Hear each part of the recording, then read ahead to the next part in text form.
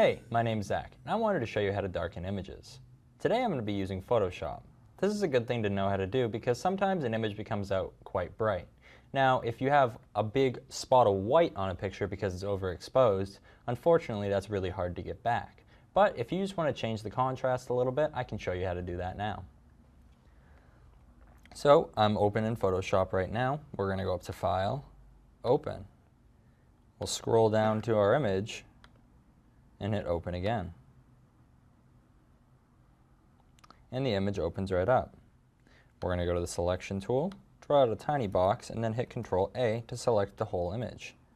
We're going to go to Image, and we can scroll down to Adjustments and go to Brightness and Contrast. Now, if I pull down my brightness, the image starts to get darker and darker as I go.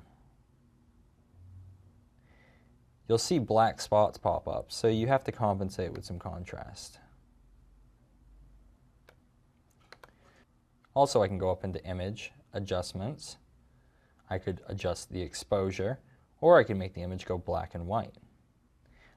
My name's Zach, and I just showed you how to darken an image. Thanks for watching.